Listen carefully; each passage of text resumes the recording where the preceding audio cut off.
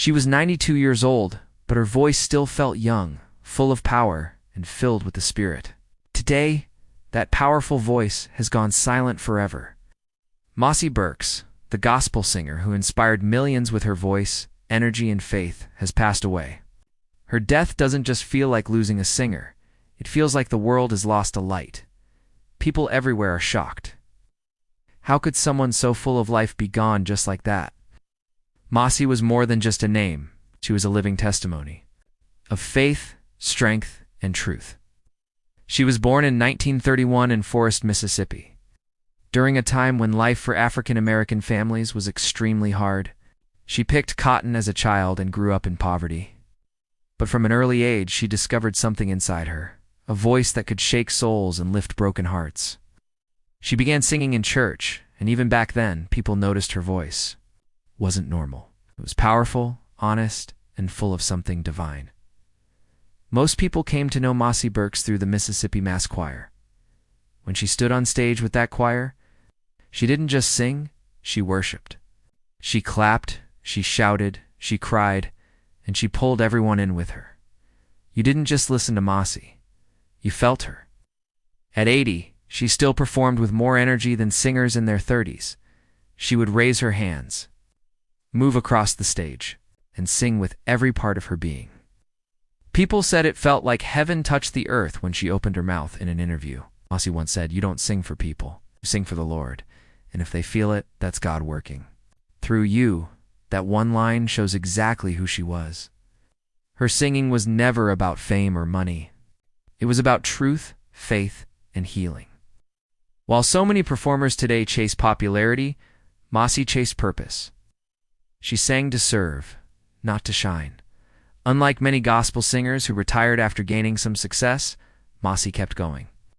She kept singing.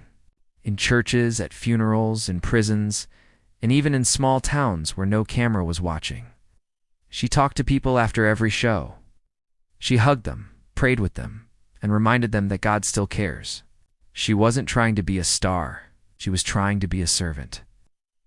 That's what made her different. Her voice reminded many people of Mahalia Jackson, another gospel queen.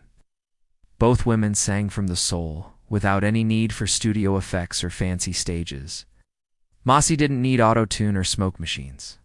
Her voice alone was enough to make people cry, shout, and feel God's presence. And like Mahalia, she stayed grounded. She stayed real. She stayed true. People who met Mosie say she was always smiling, always kind, always full of joy. She could have bragged about her fame, but she never did. Instead, she told people how good God had been to her. Even in her later years, when her body was tired, her spirit stayed strong. She said, "As long as I can stand, I'll keep singing." And she did. Her death has shocked the gospel world. Funeral details are still being finalized, but fans, churches, and gospel singers from across the country are already preparing to honor her. They know the choir will never sound the same again. Her seat will be empty. Her voice will be missed. But her legacy will live forever.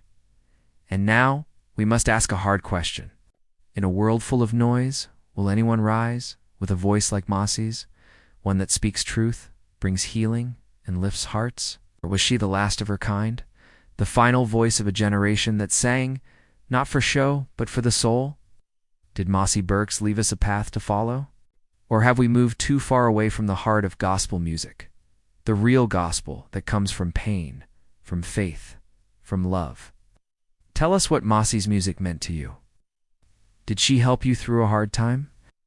Did her voice remind you that you weren't alone? Because even though she's gone, her songs still echo in our hearts. And maybe, just maybe, it's our turn to keep that voice alive.